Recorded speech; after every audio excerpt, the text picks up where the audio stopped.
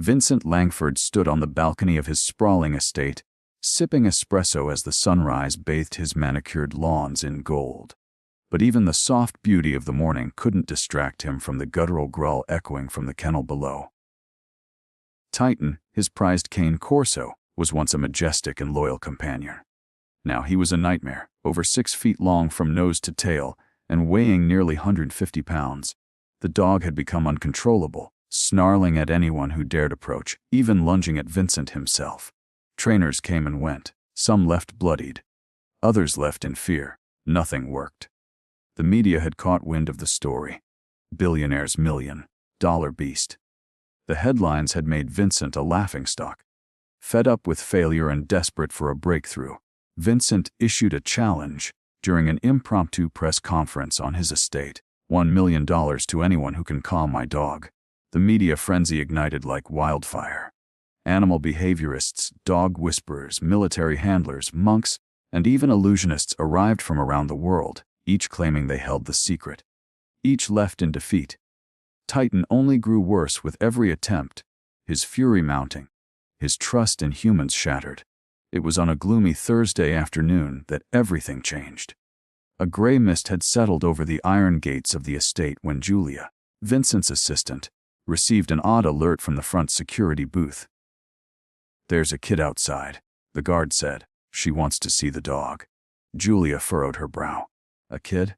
Alone, curious, she stepped outside, and there stood a thin girl, maybe 9 or 10 years old, barefoot on the stone path, a frayed backpack slung over her shoulders. Her curly brown hair was tangled, and dirt smudged her cheeks, but her wide eyes were calm. Too calm for a child who looked like she hadn't eaten in days. "I heard you need help with a dog," the girl said quietly. Julia hesitated. "This isn't a place for kids, sweetie. I can help him," the girl replied, clutching a dented can of tuna in her hand. The situation was absurd, laughable even, but something about the girl's stillness unsettled Julia. She informed Vincent, expecting him to dismiss the child outright. Instead, Vincent chuckled, almost amused. "Let her try," he said, waving a hand. "If nothing else, it'll be entertaining. Just make sure paramedics are on standby." The girl was led to the outer edge of Titan's enclosure. The dog immediately exploded in fury, hurling his massive body against the steel bars, barking with primal rage. The staff backed away, terrified. But the girl didn't move. She simply sat down, opened her can of tuna, placed it just beyond the bars, and began to hum a slow, haunting lullaby. Within moments, Titan's bark softened to a whimper. Then silence. The great beast laid down, inching toward her with trembling curiosity. Gasps rang out across the estate. For the first time in years, Titan allowed someone close, and that someone was a homeless little girl no one had seen before. Vincent Langford couldn't believe what he was seeing. He leaned forward, jaw clenched, as Titan, the same dog who had attacked world-renowned trainers and nearly sent his own chef to the emergency room, rested his enormous head just inches from the little girl's outstretched hand. The soft hum spilling from her lips continued like a lullaby caught in the wind. Around them, silence hung heavy. The entire staff, along with a dozen journalists and a camera crew who had been there to witness another failed attempt, stood frozen in disbelief. Titan, the so-called monster, was still. Calm, at peace. The girl didn't reach for him right away. She simply waited, letting him sniff, letting him decide. Minutes passed before she finally inched her fingers forward and gently touched his paw. The dog gave no reaction, no growl, no twitch, no warning signs of discomfort. Instead, his tail gave a soft thump against the ground, just once, but it was enough. The moment sent ripples through everyone present. Julia felt tears sting her eyes. The guards, some of whom had been nursing bruises for weeks from Titan's fury, looked on as if witnessing a miracle. Vincent descended the steps slowly, staring at the girl who had done what no expert could. "What's your name?" he asked, his voice oddly soft. "Elsie," she answered without looking away from Titan. "He's not angry. He's just scared." Vincent frowned. "Scared? Of what? He's a killing machine." Elsie shook her head. "He doesn't want to hurt people, but everyone who comes near him, they're loud, forceful, They treat him like a weapon. He's just protecting himself. The billionaire was at a loss. How could this tiny, ragged girl rid the animal better than people with decades of experience? "Where did you learn this?" he asked, kneeling beside her, careful not to move too suddenly. "My mom taught me," Elsie said quietly. "We used to take care of dogs who were abandoned. She said even the meanest ones just need someone to sit still with them long enough."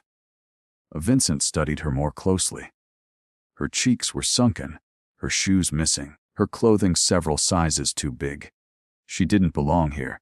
This girl with nothing but a can of tuna and a song. "Where are your parents?" he asked gently. "My mom died last winter," she murmured, finally looking up at him. Her eyes were far older than her years. "I've been by myself since." The words struck Vincent in the chest like a blow. Suddenly, the $1 million reward felt meaningless, a gimmick in the face of real loss. Here was a girl with no home, no family, no safety. Yet somehow, she had given peace to the one creature he had nearly given up on. Titan shifted beside her and licked her wrist. The crowd gasped again. In that moment, Vincent realized the $1 million bet wasn't about calming a dog. It was about finding someone who understood broken souls, and the girl who had nothing was the only one who truly did. Vincent Langford had faced corporate takeovers, courtroom battles, and global press scrutiny. But nothing unnerved him quite like sitting across from a little girl who had tamed the wild heart of his dog with nothing more than kindness and a can of tuna. That evening, Elsie sat curled on the velvet armchair in his grand study, wearing fresh clothes and warm socks provided by Julia. Her hair had been gently washed and tied back, and she cradled a bowl of chicken soup in her lap with both hands, savoring each bite like it was treasure. Titan lay sprawled beside her, his massive body relaxed for the first time in years. His eyes never left her. Vincent sipped his drink, his gaze torn between the girl and the dog. "You really have no one?" he asked quietly, unable to imagine what it must be like to sleep on the streets at her age. Elsie gave a small nod. "My mom and I stayed at shelters when we could. Sometimes under bridges or in cars. After she got sick, no one would help." Her voice didn't tremble. It was matter of fact, as though she had long accepted it. "I ran out of food last week. I only had 2 cans of tuna left. I saved one in case I met a dog." The words stunned him. "You saved food, not for yourself, but in case you found a dog." She looked down at Titan and smiled faintly. "Dogs don't judge. They don't care how you look, or if you're dirty, or if you can't talk right. They just want love, like I do." The simplicity and purity of her answer silenced Vincent. He had spent his life surrounded by powerful people who spoke in negotiations and profit margins, always measuring worth by numbers. But here was a child who measured value in trust, in softness, in quiet presence. And she had one. "Do you know what people are saying about you already?" Vincent asked. He reached for the remote and turned on the TV. The screen lit up with news anchors, social media clips, and headlines. "Homeless girl calms billionaire's beast." "The girl who tamed Titan." Video footage from earlier had already gone viral. Millions were watching. Millions were asking, "Who is this girl?" Elsie watched with wide eyes. "I don't want to be famous," she whispered. "I just didn't want him to feel alone." Vincent's chest tightened. He had built an empire, yet he couldn't remember the last time anyone had said something so selfless in his presence. He looked at Titan, who let out a soft sigh, clearly more content than he'd ever been. For the first time in years, the mansion didn't feel cold. That night, Vincent sat in his office, long after Elsie had fallen asleep in the guest room. Titan curled protectively at the door. He stared at legal documents on his desk. Trusts, guardianship paperwork, and an official adoption inquiry. He wasn't sure when the decision had taken root, but he knew now. This little girl didn't just save Titan. She had saved him too. The following morning, sunlight spilled through the tall windows of Vincent Langford's mansion like a gentle promise. Elsie stirred awake in a warm bed for the first time in over a year, wrapped in a soft comforter that smelled of lavender and safety. Beside the bed, Titan rested his head on his paws, his massive body still and protective, as though standing guard over the only person who had ever seen him for more than a beast. Downstairs, Vincent paced in the kitchen, clutching a mug of coffee that had gone cold in his hand. Julia stood beside him, watching him with an unreadable expression. "You're sure about this?" she asked. He nodded slowly. "She's not just some miracle child who calmed my dog. She's exactly what I didn't know was missing in this place." When Elsie walked into the room minutes later, dressed in a hoodie 2 sizes too big and mismatched socks, Vincent gave her a warm smile. "Hey, kiddo." Yuslipa nodded. It was soft, the bed, and warm. I didn't know beds could feel like clouds. He chuckled softly, then crouched down to her level. "Elsie, I've been thinking. You changed everything here, not just with Titan, but with me, and I want to give something back, more than the money." Her eyes widened with alarm. "I don't want money. I know," he said gently. "I want to give you something better. A home. A family. If you'll let me adopt you."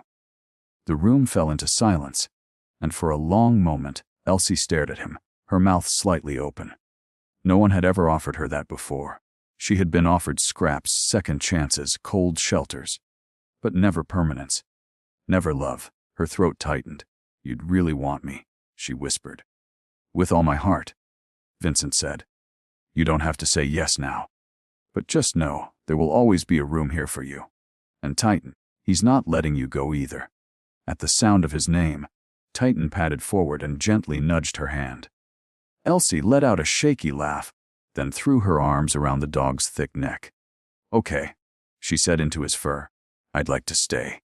Word of the billionaire adopting the homeless girl who tamed his monster spread quickly, but Vincent refused interviews and turned down TV offers. Instead, he focused on what mattered. He launched the Titan Foundation, named after the once feared dog, now a gentle giant who accompanied Elsie everywhere. The foundation provided therapy dogs and rescue support to shelters, orphanages, and veterans. Elsie, once a nameless child lost in the shadows, became the heart of the movement.